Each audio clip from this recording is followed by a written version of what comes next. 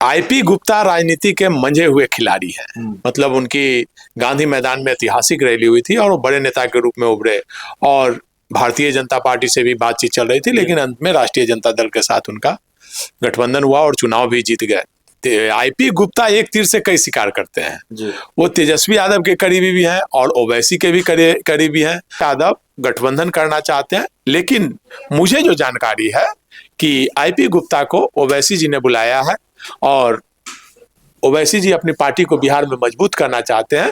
जो मुस्लिम नेता का धब्बा लगा हुआ है उससे ऊपर उठना चाहते हैं, तो इसलिए उन्होंने ओवैसी जी को बात किया है, ओवैसी से बात की है और भी कई नेताओं को चाहते हैं कि बिहार में वो उनकी पार्टी मजबूत हो, केवल मुस्लिम क्षेत्रों में नहीं। तेजस्वी यादव और असदुद्दीन ओवैसी को एक कर पाएंगे कि नहीं कर पाएंगे आईपी गुप्ता? नमस्कार, आप देख रहे हैं 4 PM और मैं हूं अभिषेक मिश्रा। देखिए, इस वक्त हमारे साथ बिहार के सीनियर जर्नलिस्ट संतोष सर हैं और जाहिर तौर पर बिहार की राजनीति से जुड़े एक महत्वपूर्ण घटनाक्रम को आज फिर डिकोड करने की कोशिश करेंगे। आईपी गुप्ता जो इंडियन इंक्लूसिव पार्टी के राष्ट्रीय अध्यक्ष भी हैं और उस पार्टी के विधायक भी हैं, सहरसा सीट से चुनकर आए हैं, इंडिया गठबंधन का हिस्सा हैं और एक पहचान यह भी कि इन दिनों तेजस्वी यादव के बड़े करीबी हैं।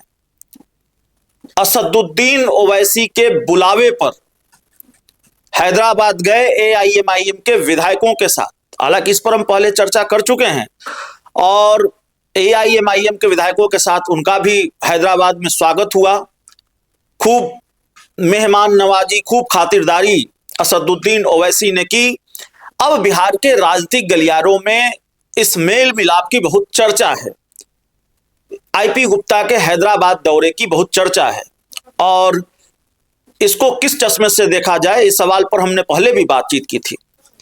क्या आईपी गुप्ता एआईएमआईएम के साथ बोलेंगे या तेजस्वी यादव का टास्क पूरा कर रहे हैं? जो सवाल है हमारा सर, वो सवाल यह है कि एआईएमआईएम के साथ हो लेंगे, उनकी नजदीकियां बढ़ रही हैं, या फिर तेजस्वी यादव के कहने पर वो एआईएमआईएम से नजदीकियां बढ़ा रहे हैं ताकि राज्यसभा चुनाव में एआईएमआईएम की जरूरत हो, एआईएमआईएम को इंडिया गठबंधन में शामिल कराया जा सके और एआईएमआईएम साथ दे आरजेडी का।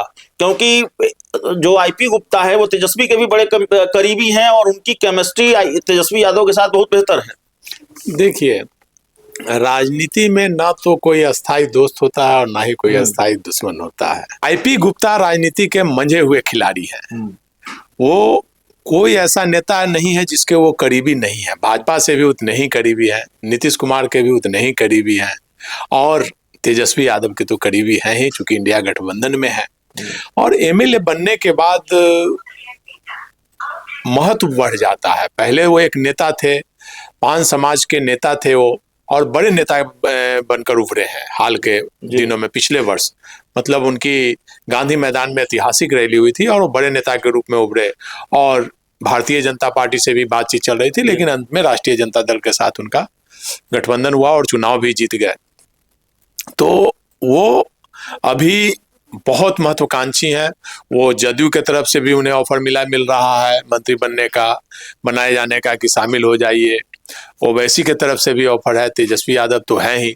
तेजस्वी यादव इंडिया गठबंधन को मजबूत करना चाहते हैं और जो लोकसभा विधानसभा चुनाव में के समय जो गलती उन्होंने की, जो संजय यादव के सलाह पर उन्होंने जो गलती की, गठबंधन नहीं किया, गठबंधन नहीं किया। मैंने उस समय भी कहा था कि ओवैसी से गठबंधन नहीं करना इंडिया गठबंधन की बहुत बड़ी भूल होगी और मुझे लगता था कि 20 से 25 सीटों का नुकसान होगा और वो हुआ। ओवैसी अगर गठबंधन में रहते तो अभी इंडिया गठबंधन के पास 25 सीटें और ज्यादा रहती। तो अब तेजस्वी यादव जो गलती हुई उसे सुधारने का प्रयास कर रहे हैं और ओवैसी जी को फिर गठबंधन में लेना चाह रहे हैं। और आप कह रहे हैं कि तेजस्वी के दूत बनकर ही आईपी गुप्ता ओवैसी से मिलने गए। देखिए, आईपी गुप्ता एक तीर से कई शिकार करते हैं। वो तेजस्वी यादव के करीबी भी हैं और ओवैसी के भी करीबी हैं। वो जहां उन्हें फायदा नजर आएगा वहां वो जाएंगे। पहली बात तो अभी तेजस्वी के खास बने हुए हैं, तो उधर ओवैसी से भी बात कर रहे हैं, इधर से भी बात कर रहे हैं, लेकिन फायदा इन्हें जहां नजर आएगा वहीं जाएंगे। नहीं, आपको लगता है कि आईपी गुप्ता के कहने पर या आईपी गुप्ता इस बात में कामयाब हो जाएंगे कि एआईएमआईएम साथ दे आरजेडी का, इंडिया गठबंधन का राज्यसभा चुनाव में? देखिए, राज्यसभा चुनाव में ओवैसी, चूंकि ओवैसी जी की विचारधारा और इंडिया गठबंधन की विचारधारा एक ही है, तो ओवैसी जी वोट दे सकते हैं। वो कैंडिडेट पे डिपेंड करता है कौन सा कैंडिडेट दिया जाता है इंडिया गठबंधन की तरफ से, तो उस अनुसार वो इंडिया गठबंधन को ही वोट देंगे। ओवैसी जी का वोट भाजपा को तो वोट देंगे नहीं, और जदयू के साथ भी चूंकि भाजपा के साथ हैं तो उधर जाएंगे भी नहीं, तो ओवैसी जी का वोट तो इधर मिलना ही है। उसमें 90% 10% इधर उधर हो सकता है, विधायक भले इधर उधर हो जाए। तो तेजस्वी यादव गठबंधन करना चाहते हैं, लेकिन मुझे जो जानकारी है कि आईपी गुप्ता को ओवैसी जी ने बुलाया है और ओवैसी जी अपनी पार्टी को बिहार में मजबूत करना चाहते हैं। जो मुस्लिम नेता का धब्बा लगा हुआ है उससे ऊपर उठना चाहते हैं, तो इसलिए उन्होंने ओवैसी जी को बात किया है, ओवैसी से बात की है, और भी कई नेताओं को चाहते हैं कि बिहार में वो उनकी पार्टी मजबूत हो, केवल मुस्लिम क्षेत्रों में नहीं। तेजस्वी यादव और असदुद्दीन ओवैसी को एक कर पाएंगे कि नहीं कर पाएंगे आईपी गुप्ता? देखिए, आईपी गुप्ता एक, मुझे लगता है कि ओवैसी जी को और इंडिया गठबंधन में करने के लिए आईपी गुप्ता की जरूरत नहीं है।